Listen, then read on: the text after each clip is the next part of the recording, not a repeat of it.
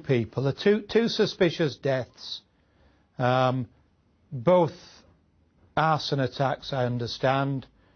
One a man called Bullock Forsyth, who had information in relation to child abuse, and significant information.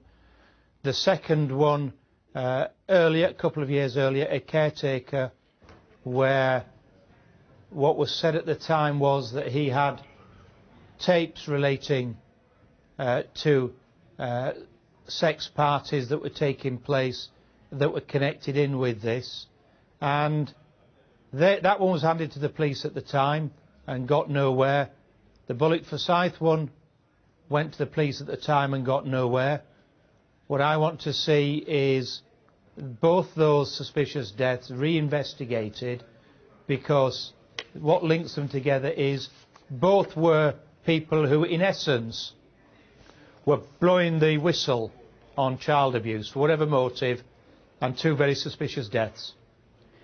So, tell us more about these two suspicious deaths. How were they treated at the time, do you know, and why do they need to be looked at again now? Why were they not looked at sufficiently well previously? Well, good question, and I don't know why they weren't looked at sufficient at the time. The Bullock Forsyth case has been well documented.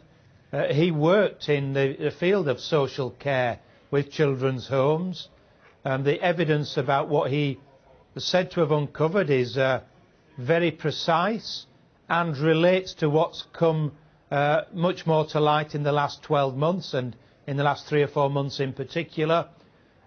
His case is crystal clear. It's clear that his death was highly suspicious, that he had crucial information about child abuse, that the former death, again, it was said, he needs more investigations to find more details, but it was said at the time there was a caretaker in Lambeth where there was a very suspicious death from following a fire, and again it was said he was providing information and tapes relating to sex abuse and sex parties, and the information related to them has been given to Operation Trinity, and I'm hoping that more people, if they know things, will come forward, because it's an important part of the inquiry. So you're saying that these two men, from what you can gather, they were, it would appear, allegedly murdered because of information that they had about sex parties involving young children?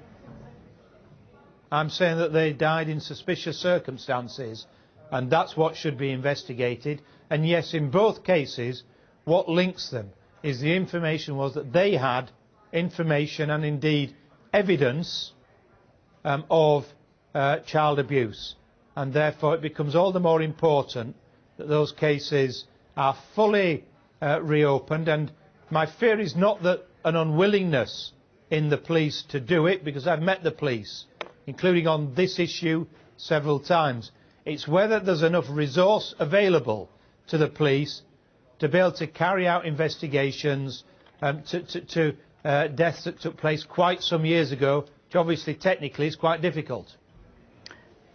And you think that their deaths were related to a paedophile ring that was in some way related to Westminster? Undoubtedly linked.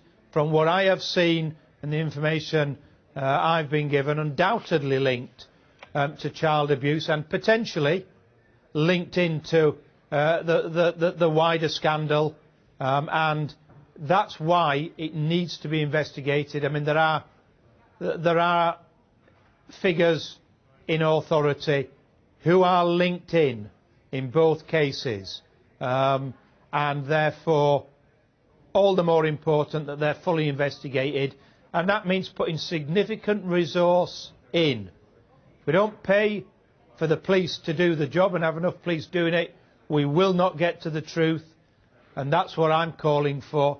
Enough police officers with enough specialism in there so that every stone is turned over to see what lies beneath it. There's certainly a lot there with these two cases. Now, this file that you've handed over to the police contains the names of 13 former ministers, 22 names in all, amongst them 14 Conservatives. Some of them are still MPs, you say, some of them are still in the House of Lords. What do you hope for, having handed over this file now? What sort of information is in that file? Well, the police asked me. I'd compiled the list of names. I've been assisting various police forces with specific pieces of information and evidence that have come to me. But I drew together a comprehensive list, talking to other campaigners on the issue, and Operation Trinity were very keen for me to go through that list, which I have done with them, outlining why these people could be of interest. And you know, these are allegations. They're not proven, and you know, whether all of them are guilty of anything, I don't know. But having seen the evidence there with some of the cases, without question, you know, there should be major investigations and huge resource put into them, because some of the evidence is quite dramatic and is very, very compelling indeed. How have you managed to gain access to this information, and are you suggesting that police didn't have that access until you've provided them with the file? Well, what concerns me, I mean, a lot of these people who I discussed with the police in that list are under active police investigation. I'm pleased to see that by different police forces. But what I'm seeing is that there's a lot of information in and around Westminster that hadn't come forward, and there's more still to come forward that people have. I've spoken to people in my inquiries who had important pieces of information and evidence that they didn't realise was evidence that hadn't been given to the police. And there are people with more information, I'm quite certain of it. And as well, there's former police officers, especially special branch officers, some of whom have contacted me, who do have significant information. And if the Official Secrets Act restrictions are lifted on them, will be willing, and far more willing, to come forward and divulge that information. I think some of that would be hugely significant in moving forward, and indeed in potentially prosecuting some of these cases. Is that what you're asking for the Home Secretary to do? It's the most vital thing that Theresa May needs to do. There are, to cite one email that came to me just last week from someone who was in Special Branch, which was, well, look, we and others have a lot to say, but we're restricted by the Official Secrets Act. I've heard that several times now with people with vital information, that the Official Secrets Act is holding them back. They've signed it. It would be a criminal offence to say anything. The restrictions of the Official Secrets Act in relation to historic child abuse need to be lifted by Theresa May, or by Parliament if that's what's required, in order that those people actually in reality feel compelled to come forward and share the information that they have. Because don't forget, Special Branch was keeping an eye particularly on senior MPs, and there's a lot of information there that is not available to those police officers investigating at the moment. You appear, certainly, Mr. Mann, from what you're telling us here on Sky News this afternoon, to have a smoking gun. Obviously, you're not going to do it on our programme today, but at any stage in the future, are you considering using parliamentary privilege to name those on this list?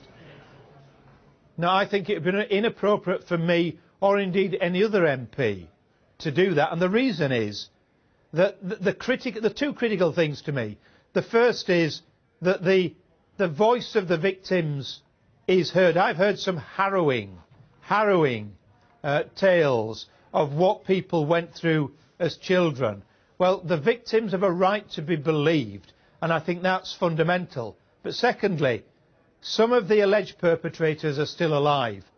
The last thing that's needed is me or any other MP getting up and using parliamentary privilege and potentially jeopardising a criminal trial that could lead to them being jailed. Okay. If these perpetrators, and the evidence is true, they should go to court, stand trial, and let a jury decide whether they're guilty or not, and if they are, let's have them in